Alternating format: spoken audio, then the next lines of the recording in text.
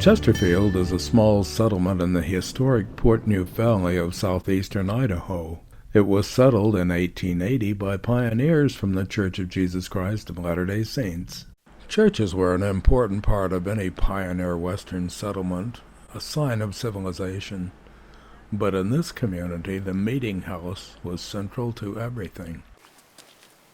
Jack and Penni Jensen are among the people who are trying to keep the memory of Chesterfield alive. They are both descendants of pioneers who settled here, and they enjoy telling visitors about this old meeting house. The church said, "We will deed the building and the property over the Chesterfield Foundation under one condition: if you'll restore the church back to the way it was originally."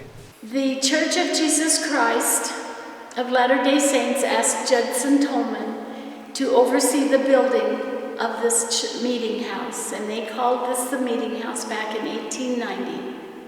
And that's when they started the construction. The building was built with about 85,000 bricks. It has a double wall. The outside wall, they put the uniform color bricks because they look nice and uniform. The inside wall, they used the mismatched colors because it didn't matter, that would be covered. The floor is Judson Tolman's original floor. This stove is not original.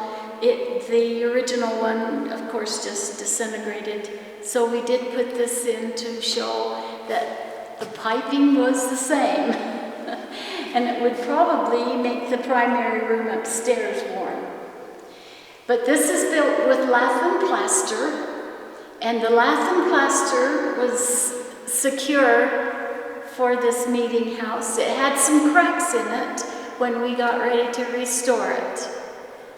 And they just filled in the cracks, and then they painted it the original off-white color. And then this oxblood red is the original color also. The benches were built by John Denton, and he had his crew that helped build these. And these are the original benches. This pitcher and tray were used in the sacrament, an ordinance that some faiths would call communion. These were the original. Handmade flute trays. The original organ, 1892 organ. It still works. It's never been tuned. Never had to be tuned. All you do is come in and start playing it, and it'll tune itself. And I don't know if I can find my song. I was just going to play you one line, if that's okay.